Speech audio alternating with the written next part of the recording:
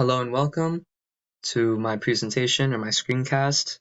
The educational module that I will be covering is the Race Card Project. So, a brief introduction. What is the Race Card Project? Well, it's a resource created by Michelle Norris for people to share their stories online about race and cultural experiences. All of this is done in 6 words. There's a whole website about it if you want to read about the race cards. Anyone can make a race card. It's under this little section called the Race Card Project. You click on that and it brings up thousands of different stories, all of which anyone can submit a race card. It's very interesting to read about. Why is this resource important? Well, it allows for people to connect and relate to each other on sensitive topics. Similar experiences are expressed through race cards. It gives a platform to diverse voices going through racial injustice who might otherwise go unheard. So just more about it. It originated when Michelle Norris created this platform, and the purpose was to allow others to reflect and to discuss their experiences with race. The goals of the Race Card Project are to create a sense of empathy and understanding with the stories. It also gives writers a safe place to tell their stories involving racism. Not everyone is blessed with the opportunity to tell their stories without some sort of emotional backlash, physical backlash, whatever that may be.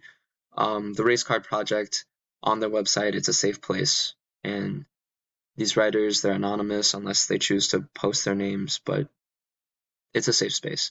And it creates conversations at work, class, and the community. And I believe that these conversations, they need to happen and they can better all of these environments.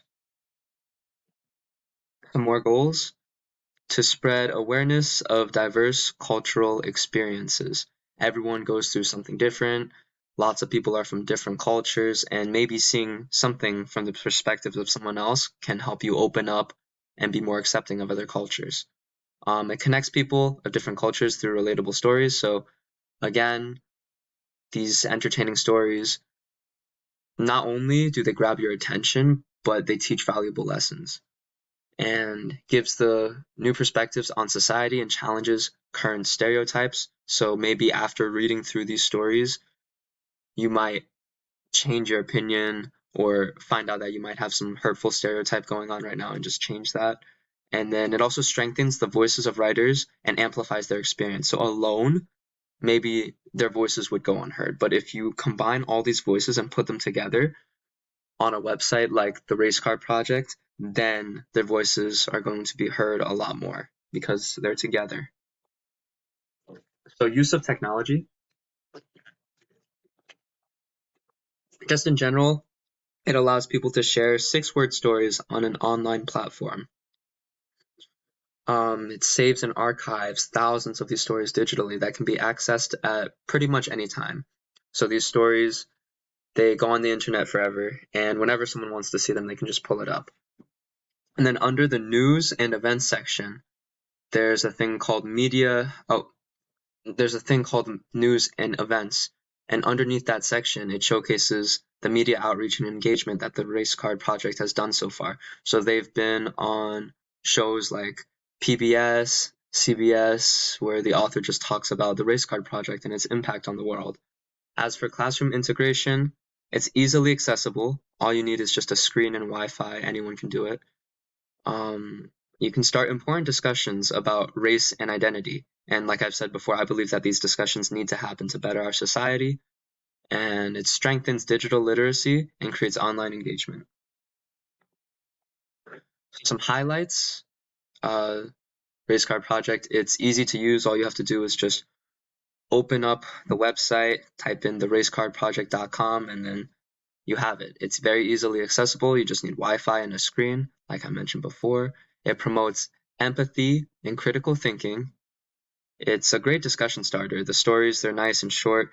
They're compact. It's only 6 words, so if you have a short attention span, it's good for you. You can read and not get bored. It's only 6 words, and it's very scalable.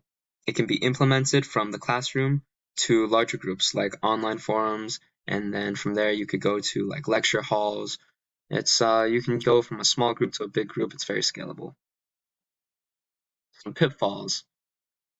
Just like how I said, the 6 words were very good because they're good for people with short attention spans. You wouldn't get bored reading it, but it limits the depth because sometimes 6 words just aren't enough. If it's a very controversial subject, something that's very impactful, very big, 6 words just aren't enough to describe that sort of an impact. And I understand that you can click on the race card and then it'll give a more broad description. Sometimes even that's not enough. It can cause discomfort due to sensitive topics. Racism in today's society is very prevalent, and some people might be triggered by the topic. Online platform, and it needs to be constantly updated and monitored to avoid inappropriate posts. So the website's admins, they must be constantly working because, again, anyone can post on the race card project. And sometimes not all posts are appropriate.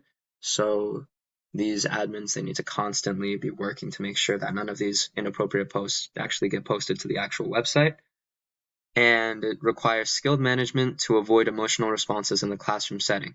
Let's say we're doing a discussion and I'm a teacher. I need to make sure that because racism is a very sensitive topic, that none of these responses are too emotional, and I need to skillfully facilitate and manage the classroom in order to avoid things like that. In my opinion, the Race Card Project, it's a powerful tool for teaching cultural awareness and empathy. It includes powerful storytelling that can highlight issues in our society, and it can start and facilitate very deep conversations. However, I do think that it doesn't address complex and controversial topics completely. This is due to the limited depth. You only have 6 words again. Sometimes you just need more than that to tell your story completely. Finally, the questions. How can just 6 words create meaningful discussions in the classroom? Again, the depth is a pretty big factor, but it's also a defining characteristic. There's pros and cons to it. It's good for attention span, but it's bad for describing in depth what can happen. What risks come with controversial subjects like racism? When discussing such topics, how can we reduce risk?